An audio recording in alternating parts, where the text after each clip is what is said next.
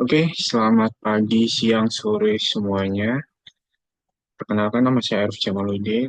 Di sini saya akan menjelaskan atau membuat video tentang yang namanya analisis faktor, yang dimana menggunakan metode EVA atau eksplorasi faktor analis. Jadi, EVA itu apa sih? Jadi, EVA itu merupakan sebuah metode statistik yang digunakan untuk mengidentifikasi struktur tersembunyi yang ada di dalam data, khususnya yang ada di dalam penelitian kuantitatif, yang dimana EVA ini bertujuan untuk mengungkapkan hubungan antar variabel dan juga menemukan faktor-faktor lain yang mendasari data tersebut.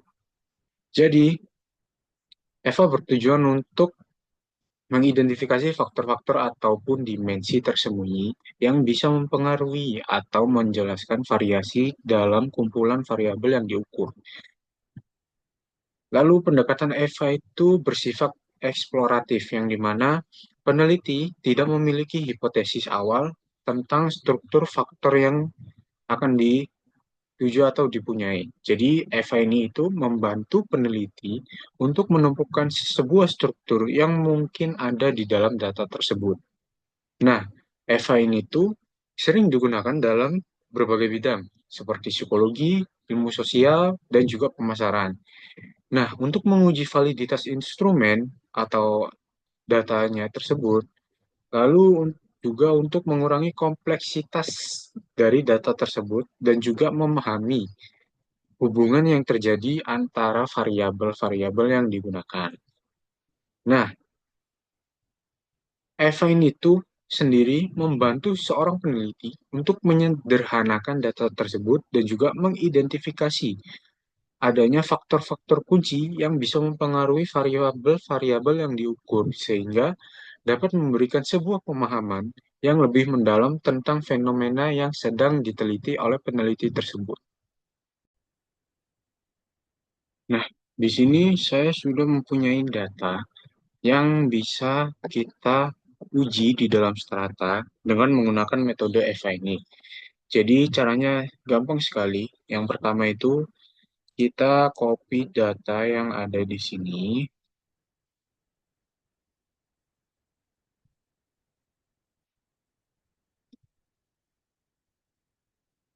Ya, lalu kita masuk ke dalam stata.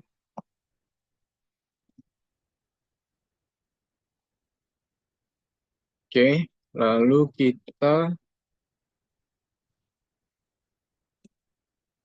log dulu. Nah, di sini aku bakalan ngasih nama FL3 statistik.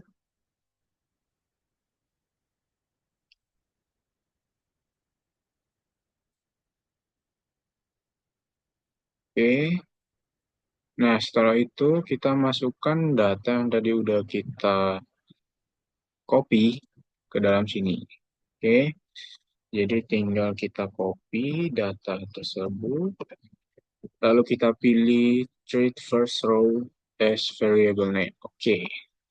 Nah, jika data yang tadi sudah kita copy di sini, maka langkah selanjutnya adalah kita masuk ke sini, lalu kita masukkan atau uji dengan cara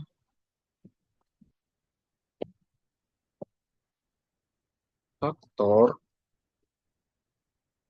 lalu masukkan semua variabel yang ada di sini. Jadi mulai SC1, SC2, SC3, TC1, TC2, TC3, TC4, T5, TC6, TC7, oh sorry, AL1, AL2, AL3, AL4, GL1, GL2, GL1, 2, 3, 4, 5, 6. Oke, lalu koma, PF, atau Principal Component Factor. Oke, lalu kita enter. Nah, di sini kita bisa melihat untuk keseluruhan bisa kita klik di More, lalu More lagi. Nah, jadi cara membaca data atau variabel yang ada di dalam stata ini itu di bagian sini. Jadi value-nya itu sudah memenuhi, beberapa sudah memenuhi kriteria atau nilainya sudah di atas satu atau sama dengan satu. Seperti bisa dilihat di eigenvalue yang faktor satu, 2, 3, 4, 5, dan juga 6. Yang dimana eigenvalue-nya itu nilainya lebih dari satu atau sama dengan satu.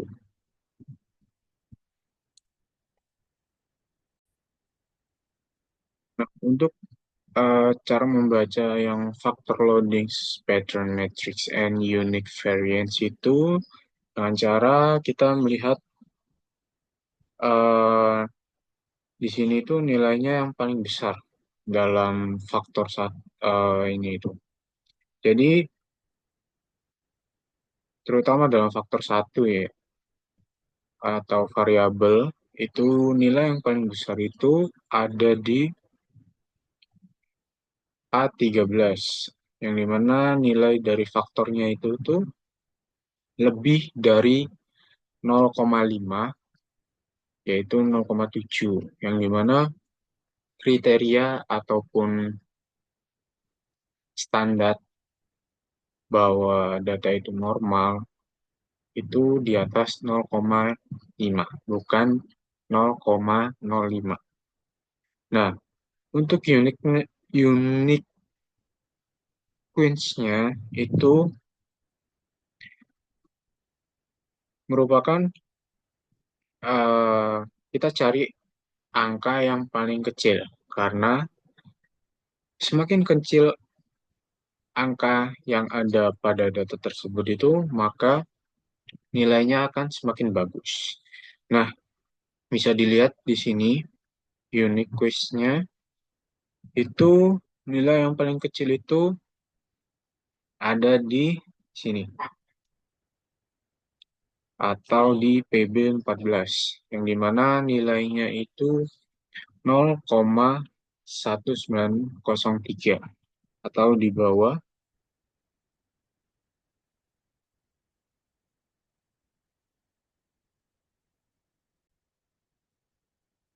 Setelah kita mengetahui cara membaca data yang ada di sini, langkah selanjutnya itu kita melakukan dengan cara restart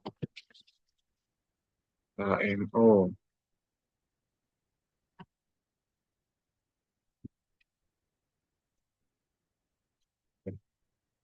Lalu kita klik More untuk melihat semua data dan juga variabelnya.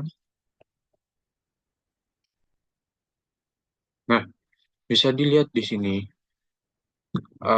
nilai overall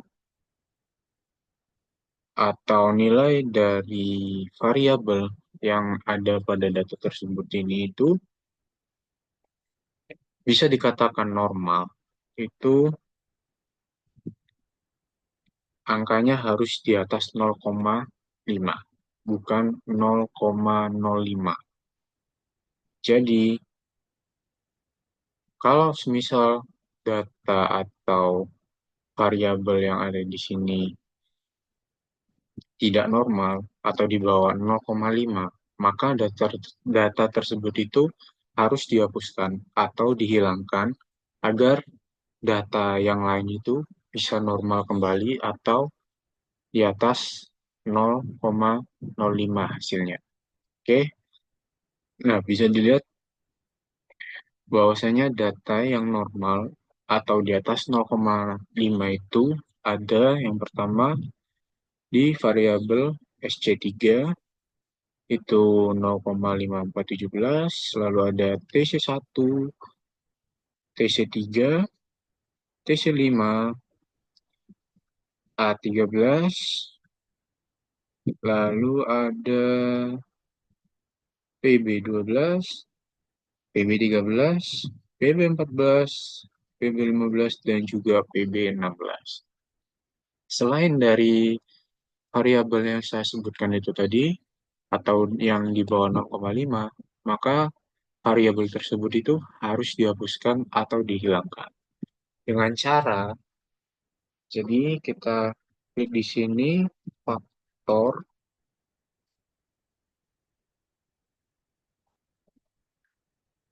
lalu kita klik variabel yang nilainya di atas 0,5. Yang pertama itu ada SC, 3, TC1, terus TC3, terus ada TC5,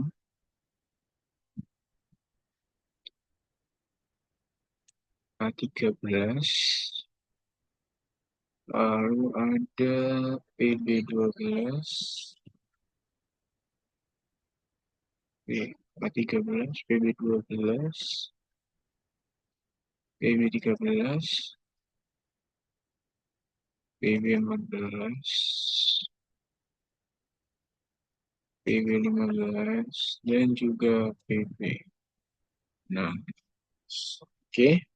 Lalu koma PCF atau Principal Komponen Faktor. Lalu kita klik Enter. Nah, di sini bakalan muncul seperti yang tadi, seperti ini. Jadi cara membacanya juga sama. Lalu kita klik More lagi. Nah,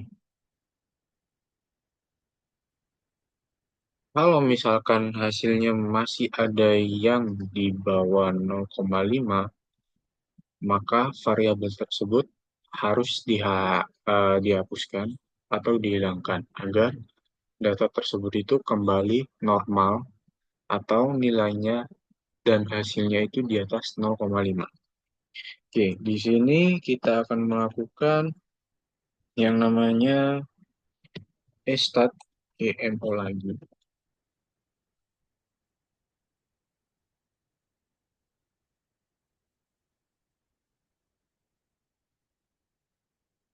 Yang dimana dengan cara ini itu kita bisa melihat apakah hasil dari variabel itu apakah tetap sama atau berubah setelah kita melakukan penghilangan beberapa variabel yang nilainya tidak memenuhi standar atau kriteria yang sudah ditentukan. Dalam artian nilainya harus di atas 0,5, bukan 0,05. Oke, jadi kita start IMO lagi, lalu kita enter. Nah, di sini hasilnya berubah lagi ya. Bisa dilihat bahwasannya yang hasilnya sesuai dengan kriteria dan juga standar itu ada TC1, TC3, lalu ada A13, PB12, PB13, PB14, PB15, dan juga PB16. Nah, di sini kita harus menghilangkan variabel yang hasilnya itu di bawah 0,5. Jadi kita akan melakukan uji faktor lagi, Dengan cara sama seperti tadi, yaitu faktor, lalu kita masukkan variabel yang nilainya di atas 0,05. Jadi yang pertama itu ada TC1, lalu ada TC3, terus ada A13, AL13, lalu ada PB2, PB, PBL2, PBL3, PBL4, PBL5, dan juga PBL6. Oke, lalu koma PCF atau prinsipal komponen komponen faktor. Oke, kita enter. Oke, kita lakukan estate GMO kembali untuk melihat hasilnya sudah normal atau belum. Kita enter.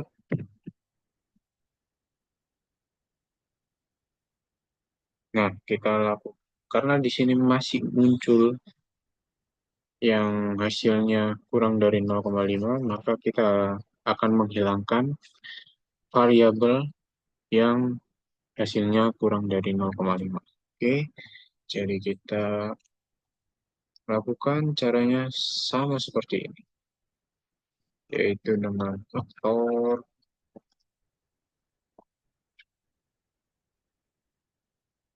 PC1, AL3, PBL2, PBL3, PBL4, PBL5, dan juga PBL6, lalu PCF atau Principal Komponen Faktor. Oke, lalu kita enter, kita klik move, lalu kita uji state IMO lagi untuk mengetahui hasilnya apakah variabelnya sudah normal atau hasilnya atau nilainya itu sudah lebih dari 0,5. Kita klik enter. Nah, bisa dilihat bahwasanya setelah kita melakukan proses penghilangan data yang hasilnya kurang dari 0,5, bisa dilihat di uji estat GMO ini itu bahwasanya hasil dari variabel yang tersisa itu sudah berada di angka atau sudah berada lebih dari 0,5 atau standar ataupun kriteria yang sudah ditentukan.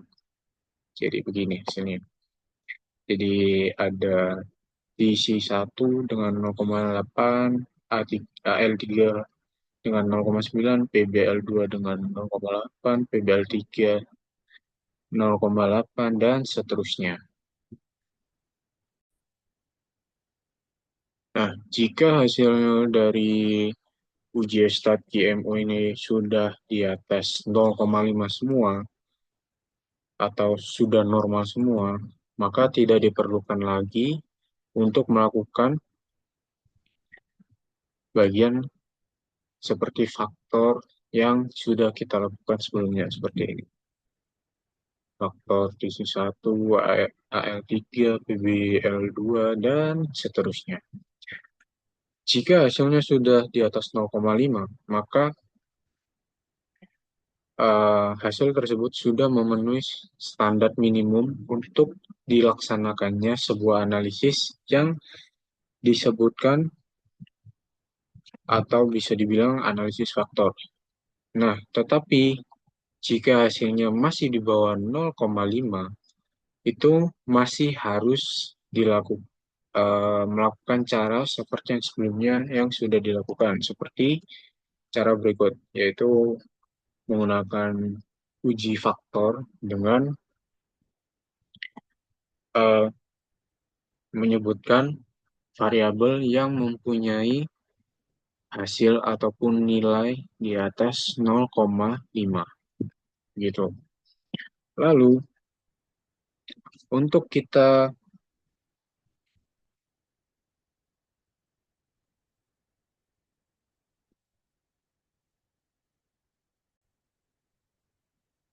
langkah selanjutnya yang bakalan kita lakuin itu adalah dengan melakukan uji estat antri. Klik enter.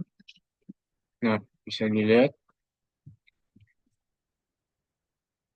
bahwasanya hasil dari uji estat antri itu bisa dilihat di variabel ini, PBL6.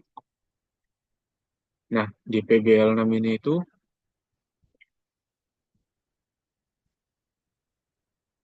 hasilnya sudah di atas 0,5 atau sudah memenuhi kriteria yang sudah ditentukan. Oke, lalu sekarang kita lanjut ke uji faktor dengan menyebutkan variabel-variabel yang mempunyai nilai di atas 0,5.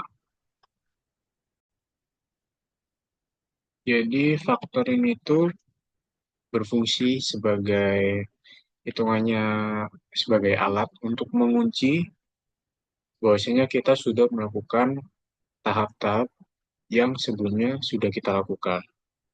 Oke, jadi kita masukin ada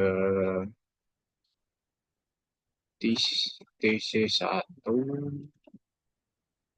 lalu ada AL3, wait, mana ini? Oke, PBL2, 3, 4, 5, dan juga 6. Oke, jangan lupa kita kasih PCF atau Principal Komponen Faktor. Lalu kita enter. Oke, seperti ini. Apabila sudah melakukan step-step ini, hal yang harus kita lakukan selanjutnya adalah dengan melakukan rotate atau rotasi. Yang dimana rotasi ini itu berfungsi untuk atau pada saat anti-image yang ada di sini. Nah, ini itu tidak berfungsi ataupun tidak berlaku dengan baik atau sebagaimana fungsinya. Jadi, mari kita lakukan dengan cara uji rotate, koma,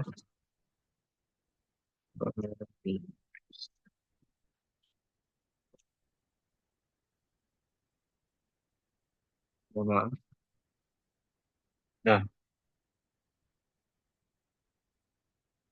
jadi hasil dari rotasi yang sudah dilakukan itu bisa dilihat di faktor rotasi matrix, yang dimana bahwasanya di sini itu cuma terdapat satu faktor saja yang bertahan, yang dimana faktor tersebut adalah faktor satu. Dan juga dapat dilihat bahwasanya setelah kita melakukan rotasi dari bagian awal sampai akhir, yang bertahan itu cuma satu faktor saja. Dalam artian, faktor yang lain itu tidak ada yang bisa bertahan, atau mungkin hal tersebut disebabkan oleh hasilnya yang kurang ataupun tidak sesuai dengan kriteria yang sudah ditentukan.